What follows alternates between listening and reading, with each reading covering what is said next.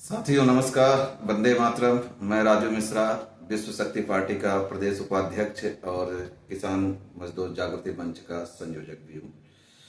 तो साथियों, आज आप लोगों के समक्ष एक विशेष, जो आम आदमी के हर कर्जदार जिस उलझन में फंसा हुआ है उसके विषय में छोटी सी आपको बात बताते हैं।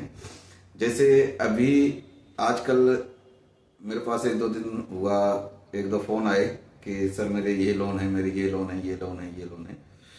इसको बैंकिंग भाषा में अगर हम समझें तो मल्टीपल लोन। अब समझने वाली बात है, आपको समझा देते हैं, प्रैक्टिकली समझा देते हैं कि मल्टीपल लोन क्या होता है। मल्टीपल लोन होता है दो बैंकों से लिया गया लोन, और मल्टीपल लोन दो तरह से होते हैं। मल्टीपल लोन जो होता है दो तरह का होता है। एक तो होता है कि जैसे आप कोई बहुत बड़ा कारोबार कर रहे हो, करोड़ों अरबों रुपए का लोन ले रहे हो आप, तो उसको दो बैंक मिलके फाइनेंस कर देती है, उसी को मल्टीपल लोन कहा जाता है। फॉर एग्जांपल, जैसे मान लो अभी विजय माल्या हो गया, अंबानी हो गया, मेहुल चौकसी हो गया, इनका क्या है, ये जो इतने बड़े बड़े डिफॉल्ट कर करके विदेश में जाके बैठे हुए हैं, इनके कोई कई करोड़ एक लोन थोड़ी है, इनके भी मल्टीपल लोन है।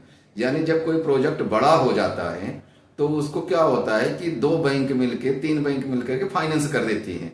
यानी मान लो 100 करोड़ का आपका प्रोजेक्ट है, मान लीजिए 50 करोड़ की फंडिंग जो है एसबीआई ने कर दिया, और 50 करोड़ का फंडिंग कोई और बैंक कर दिया, सेंट्रल बैंक कर दे, यूनियन बैंक कर दे, इंडियन बैंक कर दे, कोई सा भी बैंक कर दे, उसको कहते हैं मल्टीपल बैंकिंग, मल्टीपल फाइनेंस। ठीक है। लेकिन अब यहाँ आम आदमी भी जो है वो सब उलझे हुए हैं। हमारे देश में जितने करोड़ों कर्जदार हैं, सब के सब, मेरा जो आकलन कहता है, लगभग 99% लोग जो है मल्टीपल लोन के मारे हुए हैं। वो कैसे मारे हुए हैं वो भी मैं आपको बता देता हूं। जैसे मान लीजिए आजकल क्या है कि लोग लालच में फंस जाते हैं, और वो लालच कंपनियां बखूबी देती हैं। जैसे अभी आप मार्केट में जा रहे हैं, आपके जेब में फोन है, ऑलरेडी आपके पास फोन है, फोन लेके आप चल रहे हो, लेकिन वहां आपको मिल जाएगा 0% डाउन पेमेंट, 0 इंटरेस्ट, आपको 0 फाइनेंस पे आपको मिल जाएगा मोबाइल।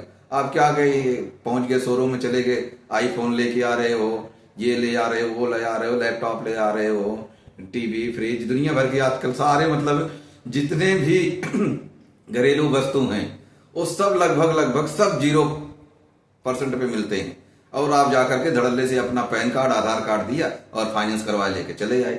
अब पता चला आप घर पे एक मोबाइल लेके आ गए। अब घर पे आने के बाद बच्चों ने बोल दिया कि नहीं पापा जी, हमें तो लैपटॉप चाहिए था। कोई बात नहीं बेटा, 2 किस्त 3 किस्त भरने के बाद उसी कंपनी वाले का दोबारा फोन आ जाएगा कि जी आपका बहुत अच्छा पेमेंट आ रहा है, आपका इतना लिमिट बढ़ा देते हैं, ये कर देते हैं, वो कर देते हैं। उस चक्कर में आप क्या किए, आप एक लिमिट ले लिए, क्रेडिट कार्ड लिमिट हो गया, क्रेडिट कार्ड हो गया, या मास्टर कार्ड हो गया। आजकल बहुत सारे कार्डों के नाम आ रहे हैं, कितने गिनाएं आप लोगों को, उसमें फंस गए। फिर आप क्या किए, उसके बाद आपने कोई और जाकर के फाइनेंस पे लैपटॉप भी लेके बच्चों को दे दिए। यानी एक कर्ज भी आपने उतारा नहीं, और दूसरे के लिए जाकर के नया कर्ज एक आपने ले लिया, नया अकाउंट आपका बन गया। तो वो हो गया आपका मल्टीपल अकाउंट, मल्टीपल लोन हो गया, सॉरी अकाउंट बोल दिया, मल्टीपल लोन हो गया। अब उस मल्टीपल लोन का क्या हो गया, मान लो एक किस्त आपकी आ रही है 5 तारीख को, दूसरी आ रही है 10 तारीख को। अब अभी आपने 5 तारीख वाला किस्त दिया नहीं, 10 तारीख वाले का आपके पास फोन कॉल, रिमाइंडर, मैसेज, ये सारा कुछ आने लग गया। यानी ये कंपनियां क्या करती हैं, कम से कम 5-7 दिन पहले से ही आपके पास शुरू कर देंगे, मैसेज, फोन, सारा कुछ करने शुरू कर देंगे। और आप उसी में इतने टेंशन में आ जाते हो कि आप सोचते हो यार मैं कहा कौन से मकड़ जाल में फंस गया। तो इसमें डरे घबराए ना, इसमें सिंपल सा एक ही तरीका आपको बताता हूं जो हर आदमी कर सकता है। मान लीजिए आपका इनकम जो है 10,000 रुपए है, और आपने 8,000 रुपए की ईएमआई कर ली, अलग अलग, कोई मोबाइल का बना लिया, कोई लैपटॉप का बना लिया, कोई एलईडी का बना लिया, कोई फ्रिज का बना लिया, किसी भी तरह का जो भी आपने ले लिया उसका बना दिया।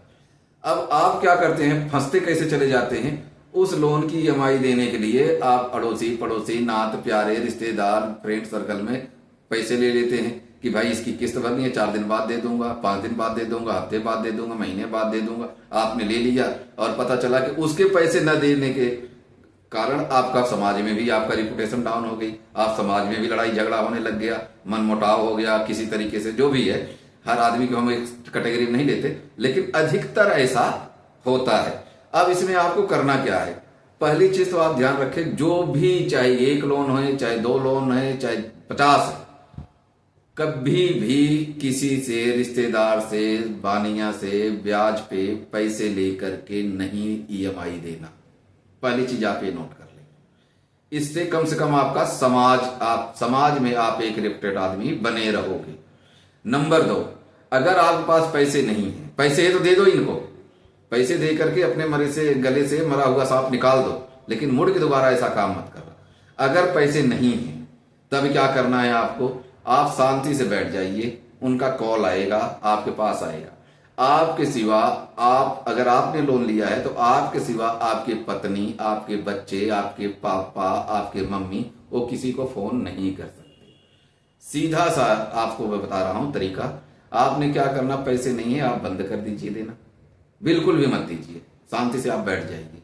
हाँ, ये तो है जो आपने कर लिया उससे आपका क्या हो गया कि आपकी सिविल फाइनेंशियल डेथ हो जाएगी, सिविल खराब कर देंगे, इससे ज्यादा वो कुछ नहीं कर सकते आपको। दूसरी चीज क्या है कि आजकल जो है लोन रिकवरी का जो ये फंडा है, दिन में 50-50 फोन करते हैं। इसके लिए आप अपने मोबाइल में अननोन नंबर को ब्लॉक कर दीजिए। अननोन नंबर जब ब्लॉक कर देंगे तो जो नंबर आपके कॉन्टैक्ट लिस्ट में है उसी नंबर से आपके पास कॉल आएगा, अननोन नंबर कॉल ही नहीं आएगा। 2 चीज आपकी हो गई। तीसरी चीज, जब वो घर पे आए, घर पे आने के बाद वो, पहले मैंने आपको तरीका बता दिया है किस तरीके से उनसे हैंडल करना है।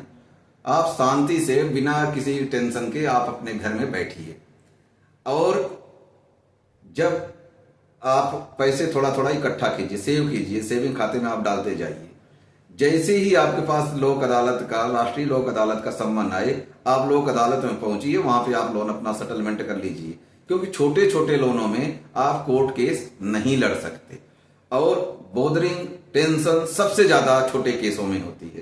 तो इससे बचने के लिए इससे आसान कोई तरीका नहीं है दोस्तों, जहां तक मैं समझता हूं। और इसी के साथ जय हिंद, वंदे मातरम।